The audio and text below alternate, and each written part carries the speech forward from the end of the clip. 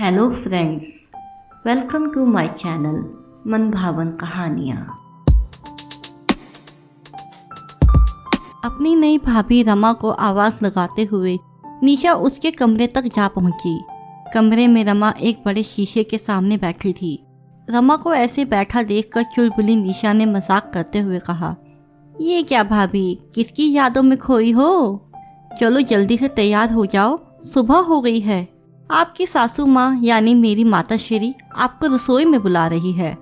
निशा अपने ही धुन में लगातार बोले ही जा रही थी कि तभी उसकी नज़र रमा पर गई, जो अपने हाथों से बहते हुए खून को देखकर दर्द से रो रही थी। निशा ने पास जाकर देखा तो रमा के गाल पर थप्पड़ के निशान और उसके हाथों की टूटी हुई चूड़ियों के निशान उसके भाई अजय के सारे जुल्म की दास्तान को चीख चीख कर बयां कर रहे थे। निशा ने रमा की तरफ देखा तो रमा उसे देखकर और भावुक हो गई और निशा का अपनापन पाकर दहाड़े मारकर रोने लगी। रमा और अजय की शादी हुए अभी महीना भर ही हुआ था।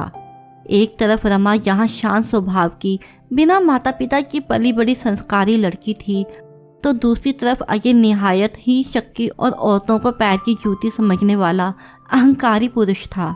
अजय में अपने पिता के संस्कार छाप स्वरूप आ गए थे।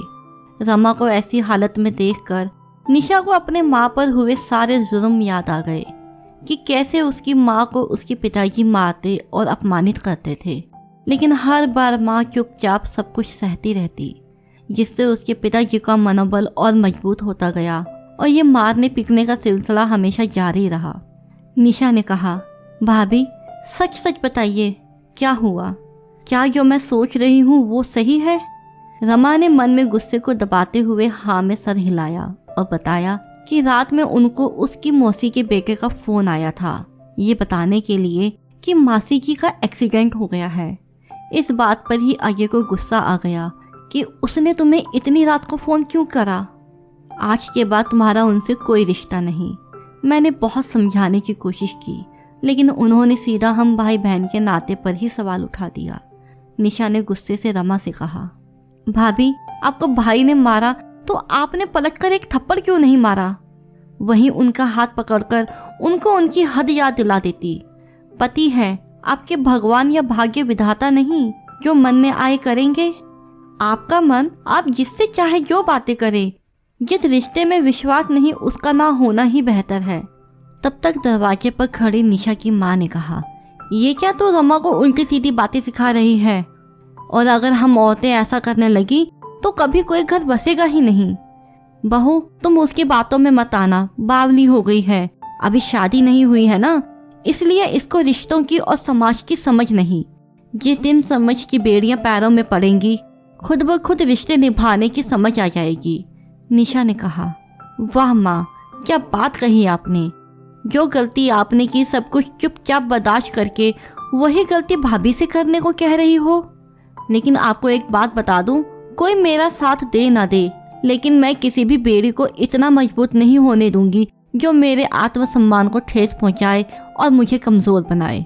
तब रमा ने कहा, दीदी ये समाज ऐसा ही है, इन कमजोर चूड़ियों की तरह ही हम औरतें होती हैं। ये कमजोर चूड़ियां हमारे हाथों में सजती है, तब हमें समाज में मान सम्मान से जीने का अधिकार मिलता है। तब निशा ने कहा, भाभी चूड़ियां उतार के फेंकने की जरूरत नहीं है, बल्कि मन की बेड़ियां उतार कर फेंकने की जरूरत है।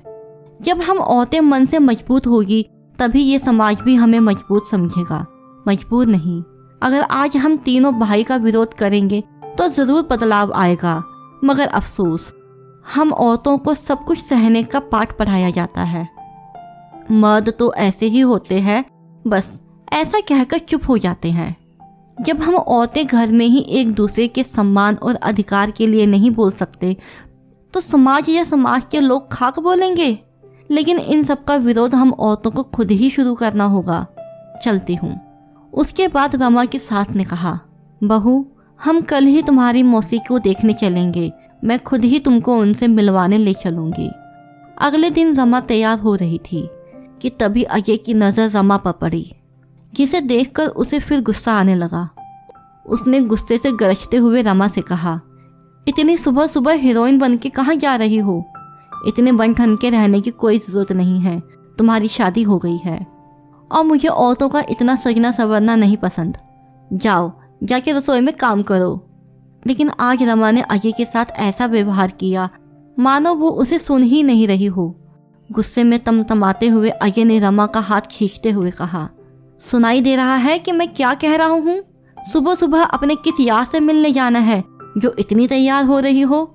रमा ने तेज आवाज में कहा, पहले मेरा हाथ छोड़ो, मुझे सब सुनाई दे रहा है, लेकिन मैं तुम जैसे गिरे हुए इंसान की सोच का जवाब देना जरूरी नहीं समझती। वैसे तुम इतना पूछ रहे हो तो बता दूं कि अपनी मौसी से मिलने जा रही हूँ। मौसी जी का नाम सुनते ही अजय को और गुस्सा आ गया और भड़क कर बोले, जब मैंने कल तुमको मना किया था तो किसकी इजाजत से वहां जा रही हो? मैंने तुमको कल ही समझा दिया था, तुम्हारा वहां से रिश्ता खत्म, अब निकलो मेरे कमरे से बाहर। कहते हुए अजय ने रमा को जोर से कमरे के बाहर धक्का दे दिया। लड़खड़ाते हुए गिरती रमा को दरवाजे के चौखट पर उसकी सास ने संभाला और सहारा देकर उसे खड़ा किया। कमरे में घुसी तो गुस्से से अपनी माँ का तना चेहरा देखकर अजय ने अपनी शर्ट के बटन बंद करते हुए कहा, माँ तुम नहीं जानती इसका चरित्र, ये एक नंबर की चरित्रहीन औरत है। ये के लड़के से देर रात बात करती है। परसों ही मैंने दोनों को रंगे हाथ बात करते हुए पकड़ा और अब उससे मिलने के बहाने बना रही है। तभी अजय की माँ ने 2 जोरदार तमाचे उसकी गाल पे दे मारा। अचानक पड़े थप्पड़ से अजय एकदम सपसपा गया कि उसकी डरपोक माँ में इतनी हिम्मत कहाँ से आ गई। उसने झल्लाते हुए कहा, माँ ये क्या है, आपने मुझे मारा क्यों? क्या इस औरत के लिए जो कल की आई हुई है आप भूल गई कि मैं आपका बेटा हूँ? अजय की माँ ने गुस्से में बोला, खबरदार अगर उसे कल की आई औरत कहा तो वो मेरी बहू, तुम्हारी पत्नी और इस घर का गुरूर है, समझे? जितना हक तुम्हारा मेरा हम सबका इस घर पर है उतना ही हक उसका भी इस घर पर है, सामाजिक और कानूनी दोनों नजरिए से। रही बात तुम्हारा मेरे बेटे होने की, तो मुझे आज तुम्हें अपना बेटा कहते हुए शर्म आ रही है और खुद पर भी कि मैं तुम्हें औरतों का सम्मान करने के संस्कार देने में असफल रही। आज तुम्हारे अंदर मैंने तुम्हारे पिताजी की छवि देखी, जिनके मेरे जिंदगी से चले जाने का दुख नहीं बल्कि खुशी है, क्योंकि मैं अब आज़ाद हो गई हूँ उनकी बेड़ियों से। मैं नहीं चाहती कि तुम्हारे लिए भी रमा यही सोचे, क्योंकि जिन पति पत्नी के रिश्ते में प्यार, विश्वास और सम्मान नहीं रहता, उन्हें निभाना एक औरत की मजबूरी बन जाती है। वहाँ ऐसे पति का सम्मान तो खत्म होता ही है, साथ ही साथ उनके ना रहने पर कोई दुख भी नहीं होता। तुम्हें अपने पिताजी का व्यवहार खराब लगता था क्योंकि बात तुम्हारी माँ की थी, तो अब तुम वही गलती क्यों कर रहे हो? बेटा, अपनी पत्नी का सम्मान करना और उस पर विश्वास करना सीखो, क्योंकि आखिरी दम तक पति पत्नी ही एक दूसरे के काम आते हैं। ये आखिरी चेतावनी है। अगर तुमने आगे से रमा के साथ कोई अपमानजनक व्यवहार किया तो भूल जाऊंगी कि मेरा कोई बेटा भी था और इस घर के दरवाजे तुम्हारे लिए हमेशा के लिए बंद हो जाएंगे। रमा को मैंने इजाज़त दी उसके मौसी जी से मिलने की, जिन लोगों ने उसके माता पिता के जाने के बाद उसे पढ़ाया लिखाया, शादी की, उनसे वो एक पल में सारे रिश्ते खत्म कर ले। क्यों? क्योंकि उसके शक्की पति को उस पर भरोसा नहीं। अगर यही व्यवहार पत्नी भी पतियों के साथ करने लगे तो धरती के सारे रिश्ते नाते ही खत्म हो जाएंगे। हर रिश्ते की नींव सिर्फ और सिर्फ विश्वास पर ही टिकी है। जहाँ विश्वास खत्म वहाँ रिश्ता भी खत्म हो जाता है।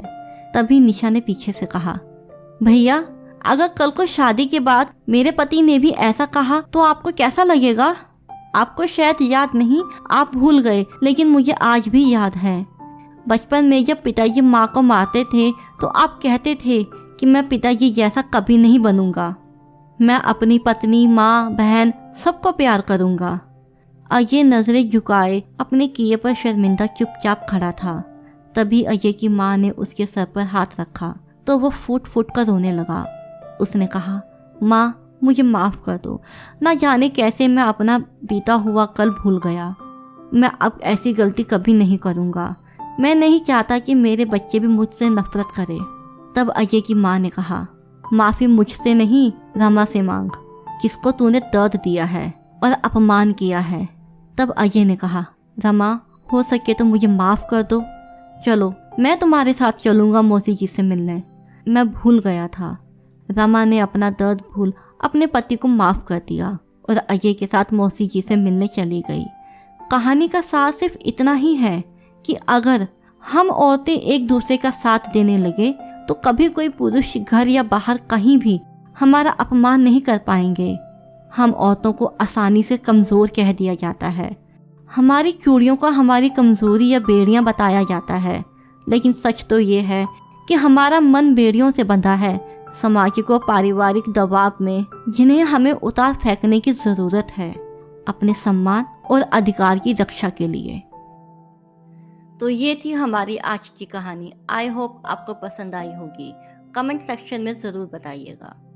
अब हम मिलेंगे आपसे अपनी नेक्स्ट वीडियो में नए किस्से कहानी के साथ। तब तक चैनल के साथ बने रहिए, खुश रहिए, स्वस्थ रहिए। Thank you.